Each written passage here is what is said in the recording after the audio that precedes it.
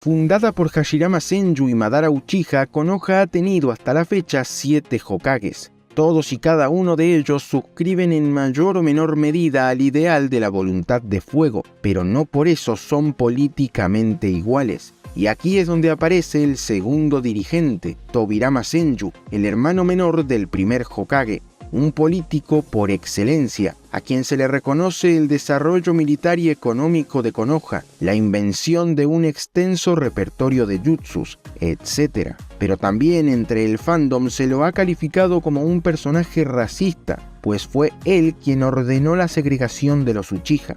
¿Pero es realmente así? Primero que nada, es importante saber que biológicamente no existen las razas humanas. Si bien hay diferencias entre, por ejemplo, un negro y un caucásico, genéticamente son tan pequeñas como la diferencia que existe entre una persona alta y una baja. Los seres humanos, por su origen común, pertenecen todos al mismo repertorio genético. Hablar de raza negra y raza blanca, por tanto, es tan absurdo como hablar de raza alta y raza baja. El concepto de raza, en definitiva, es una idea basada en características físicas superficiales como el tono de piel o la posición de los ojos, así como la cultura, la lengua, la religión, etc., el cual se utiliza para justificar la discriminación a distintos grupos étnicos, y esta discriminación es lo que se denomina racismo. Este término refiere a la creencia de que ciertos grupos étnicos son superiores a otros y puede manifestarse a través de actitudes, prácticas y políticas que excluyen, marginan o perjudican a las personas de un determinado grupo. Los fundamentos de esta forma de discriminación pueden variar, pero todos y cada uno de ellos son siempre arbitrarios. En otras palabras, el racismo, como cualquier otra forma de discriminación, no se justifica por razones lógicas y causas objetivas, sino por mera emoción y subjetividad.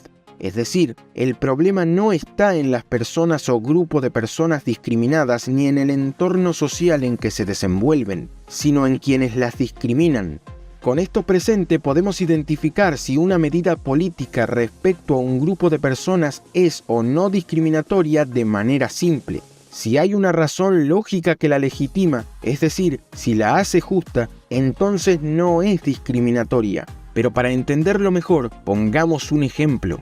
Los varones y las mujeres, pese a sus diferencias sexuales, pertenecen a la misma especie. Ambos son seres racionales, personas, ciudadanos capaces de exigir derechos y de contraer obligaciones. En otras palabras, tienen las mismas capacidades físicas e intelectuales. Por lo tanto, que la mujer no tenga derecho a votar, estudiar, trabajar o expresar su opinión y el varón sí, por ejemplo, no tiene sustento lógico. Es una medida política arbitraria, injusta, pues se basa únicamente en las diferencias sexuales, que nada tiene que ver con lo antes dicho. Pero si vivimos en una sociedad en la cual las féminas son víctimas constantes de abuso sexual por parte de los varones en el transporte público, separarlas de ellos en vagones exclusivos no es discriminatorio porque la medida no se basa en el sexo, sino en los efectos sociales que giran en torno a él. Aunque vale decir que este tipo de medidas deben ir acompañadas de propaganda coercitiva en contra del problema que las justifica y leyes coactivas que castiguen duramente a quienes lo llevan a cabo con el fin de finalmente erradicar esa medida. En el mundo de Naruto, sin embargo, las cosas son un poco diferentes al nuestro. Para empezar, si bien existe la discriminación entre shinobis de distintas aldeas, el concepto de raza no se basa en características físicas o diferencias culturales, sino en los rasgos, habilidades y dotes genéticos heredados por los clanes. A Kushina Uzumaki, por ejemplo, la molestaban por el intenso rojo de su cabello que es típico en los miembros de su clan, el cual fue exterminado debido a las enormes reservas de chakra que poseían. En otras palabras, mientras en el mundo real inventamos el concepto de raza para justificar la discriminación a distintos grupos étnicos, en el mundo shinobi ni se habla de raza, pero existen clanes con diversos rasgos y habilidades genéticas que los lleva a ser respetados, temidos, admirados, excluidos, etc. Los Uchiha, como sabemos, son capaces de despertar el Sharingan, uno de los doujutsus más poderosos de Konoha y el mundo shinobi en cuestión. El más poderoso de la historia fue Madara Uchiha, quien se enfrentó a Hashirama Senju durante la era de la guerra entre clanes y posteriormente para tomar el poder del pueblo que fundaron. Tras ser derrotado el primero, aunque los miembros de su clan siguieron siendo parte de la aldea, durante el mandato de Tobirama fueron segregados del resto de habitantes, ocupándose de la policía militar y protegiendo a la gente de las amenazas internas y externas. De esta manera, además de darles un trabajo en el que fueran buenos, se podía vigilarlos y controlarlos para evitar la aparición de un nuevo Madara. Su trauma hacia este clan y sus políticas de segregación, sin embargo, no son del todo arbitrarias.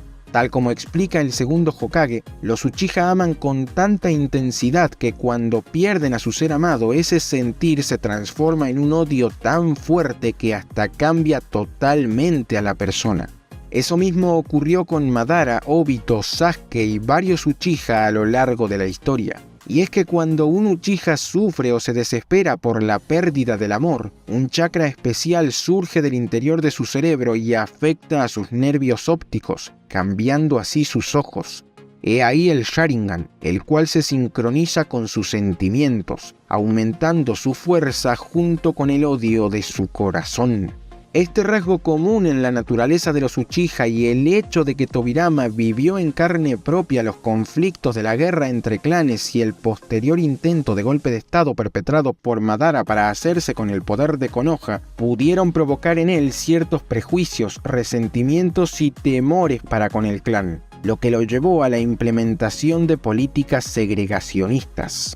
Su objetivo, sin embargo, no era excluir o perjudicar a los Uchihas, sino preservar el orden social de la aldea que tantas vidas costó fundar. En ese contexto de inestabilidad política, aunque a los idealistas les cueste entenderlo debido a su constante de centrarse en el deber ser y juzgar la realidad y las acciones políticas con base en su moral subjetiva, sin tener en cuenta el contexto material objetivo y la utilidad social de las acciones políticas, no había otra alternativa porque los Uchiha eran un peligro inminente para el statu quo. No vaya a ser que uno de los fieles a Madara incitara a otro golpe. Dice Nicolás Maquiavelo en El Príncipe: haga pues el gobernante lo necesario para vencer y mantener el Estado, y los medios que utilice serán estimados, honrados y alabados por todos, porque el vulgo siempre se deja llevar por las apariencias y por el éxito de los hechos, y en el mundo no hay otra cosa que vulgo, y los pocos no tienen sitio cuando los muchos tienen donde apoyarse. En definitiva, con base en todo lo expuesto, no se puede argumentar que Tobirama era racista en el estricto sentido de la palabra porque sus acciones políticas no eran arbitrarias. Él no creía que los Uchiha eran una amenaza para la aldea porque sí, sino porque conocía su naturaleza y el peligro que ella significaba para la misma. Sin embargo, a largo plazo sus políticas resultaron perjudiciales y discriminatorias, porque aunque pudo tener sentido segregar a los Uchiha contemporáneos a Madara, las generaciones posteriores nacieron y crecieron en la ya constituida aldea de Konoha, viendo a Madara como un personaje histórico más, y no había razón para apartarlos. En ese contexto tan alejado del susodicho, por tanto, la segregación del clan Uchiha se basaba únicamente en el hecho de ser el clan Uchiha. Así aparece la peor de las discriminaciones, porque es arbitraria como cualquiera, pero tiende a justificarse apelando a las diferencias biológicas o a sucesos históricos relacionados con el grupo social discriminado. Es decir, se buscan razones para legitimar y perpetuar las ideas, conductas y prácticas discriminatorias existentes. En este caso, la segregación del clan se justificaba con el miedo a que los problemas emocionales de los Uchiha deriven en un nuevo golpe de estado, pero fue la misma segregación la que intensificó el odio de estos hacia la aldea y su intención de hacer un golpe, porque aunque eran habitantes de Konoha, ellos no se sentían parte de ella. El clan y por ende su Sharingan, su rasgo distintivo, era lo único que tenían. ¿Cómo no sentir ese orgullo identitario? ¿Cómo no abusar de su poder en contra de la otredad, de los no Uchiha, de quienes los desprecian por ser diferentes? Si algo nos muestra Naruto como obra es que, seas o no Uchiha, lo más importante es ser aceptado, reconocido por los demás, vincularse afectivamente con otros y desenvolverse sanamente como miembros productivos de la sociedad. Los seres humanos, a fin de cuentas, somos animales sociales. Por lo tanto, aun si es cierto lo expresado por Tobirama sobre los Uchiha, afirmar que su condición genética los determina es absurdo. Véase que Madara, por ejemplo, si bien amaba a su hermano como a nadie en el mundo y se enfrentó a los Senju luego de su muerte, salió adelante gracias al apoyo de Hashirama y tras un acuerdo de paz, fundaron en conjunto la aldea de la hoja. Sin embargo, por discrepancias políticas entre ambos, pues el Uchiha no estaba de acuerdo con que todos los clanes sean tratados como iguales y quería que el suyo gobierne sobre los otros, se enfrentan nuevamente. En otras palabras, sediento de poder, él decidió libre y voluntariamente hacer todo a un lado y seguir el camino del odio. Los Uchiha de la generación de Sasuke, en cambio, solo pedían un trato justo, ser iguales a los demás clanes y que la aldea no desperdicie su poder. Desgraciadamente, la incapacidad política de Sarutibio y la influencia del resentido de Danzo en los altos mandos de Konoha derivaron en el innecesario exterminio de todo el clan, justificándose este con la excusa de proteger a la aldea aun cuando el verdadero motivo era el odio y el miedo a esa gente. Y muy bien, mis fieles, esto sería todo por el momento. Si les gustó, no se vayan sin dejarme su pulgar arriba, comentar, compartir el video, seguirme en mis redes sociales y suscribirse al canal. Adiós, y nos estaremos viendo muy pronto.